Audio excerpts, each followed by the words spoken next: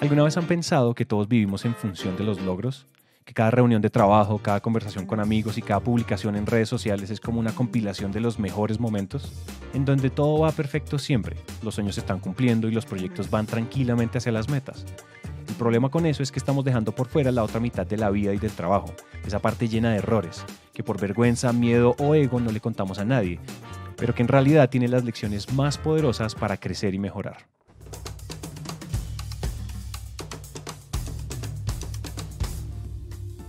En este segundo episodio de Inmersos vamos a conversar sobre los errores y le vamos a dar la vuelta. Vamos a sacarlos de la oscuridad para darles el título que se merecen como nuestros maestros. No, yo veo que el error lo ven como algo malo. Y literal está tan arraigado en la cultura y en nuestro comportamiento que lo que yo veo es que la mayoría de las reuniones se da sobre conversaciones de logros. Pocas veces he visto en los entornos corporativos, inclusive hasta en la universidad, conversaciones alrededor de embarradas o aprendizajes alrededor de una equivocación. Desde hace miles de años, nuestro cerebro ha evolucionado para evitar el dolor y las incomodidades como un instinto de supervivencia. Esto era muy útil para nuestros ancestros que tenían que huir de los grandes depredadores todos los días. El problema es que en la era moderna este instinto hace que la primera reacción ante los retos sea evitarlos. Y esto es justo lo que sucede cuando tenemos que hacernos cargo de nuestros errores. Por eso es que al comienzo no es fácil hablar abiertamente de ellos. Entonces, nuestra primera tarea, casi que biológica, es luchar contra ese reflejo. Los errores vienen con el poder vivir. Y el vivir uno tiene que tomar riesgos. Y sobre todo si tú apuestas todo al día a día, pues tú tienes que tomar riesgos. Y cuando tú tomas riesgos, pues algo puede salir mal. Y cuando digo ni siquiera mal, algo puede salir inadvertidamente,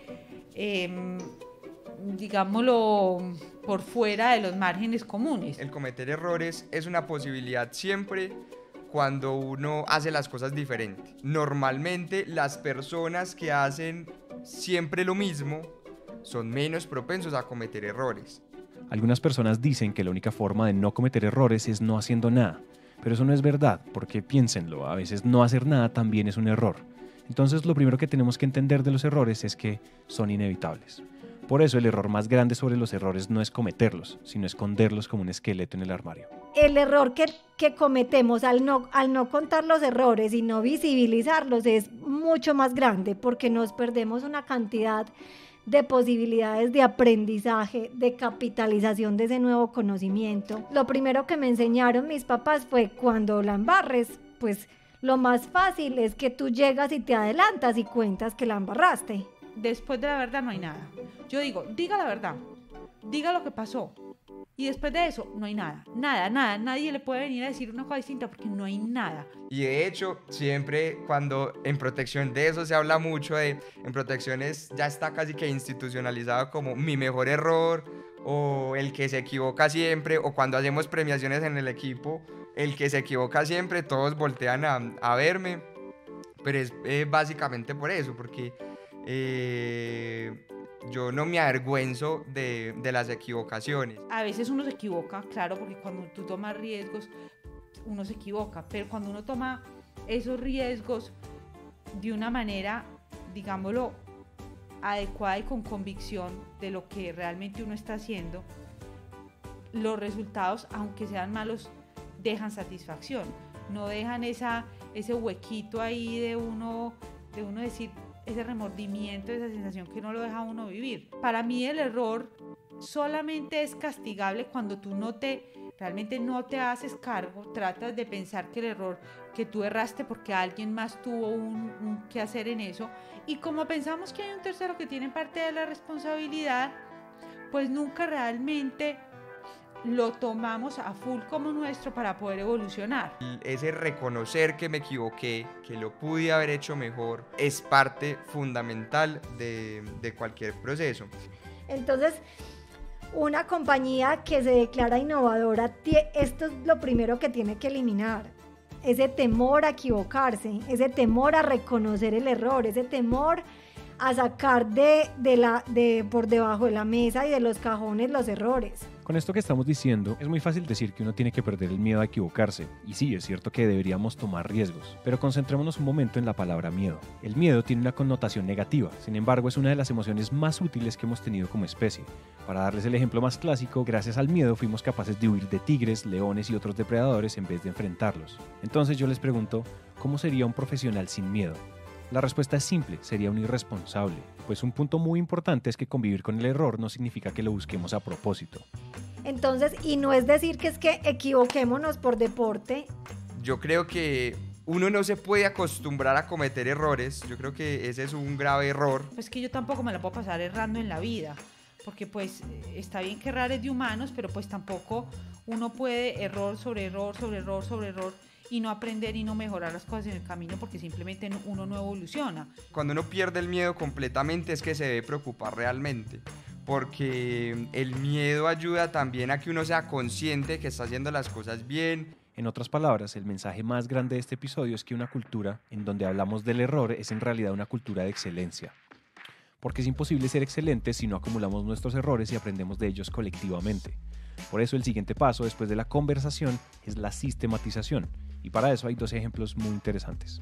Por ejemplo, la NASA tiene un programa llamado My Best Mistake. Y ellos ahí lo que hacen es un físico, cualquier astronauta, cualquier encargado de una misión comete un error porque hizo un cálculo mal, porque pudo costar vidas, por cualquier razón, documenta eso en ese portal y cuenta qué pasó, qué aprendió, y toda la gente de la NASA entra ahí a leer y aprender de eso. Por otro lado, en Estados Unidos, un cirujano, escritor e investigador médico llamado Atul Gawande empezó a identificar cómo en un hospital donde él trabajaba se estaban muriendo muchos pacientes. Y dijo, ¿pero qué pasa aquí? Claro, eran errores humanos, se morían los pacientes porque ese médico hizo una mala praxis de su profesión y se le moría al paciente. Y dijo, pero ¿por qué esos errores de esos médicos no se cuentan? Porque hay temor, porque hay un tema de ley, porque les quitan la licencia o la tarjeta profesional, porque los pueden meter a la cárcel.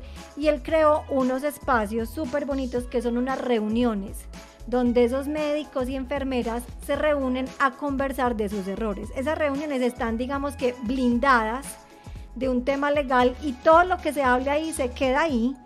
Es decir, si yo voy allá y cuento que se me murió un paciente por algo, a mí no me van a meter a la cárcel si lo hice en el entorno de esa reunión.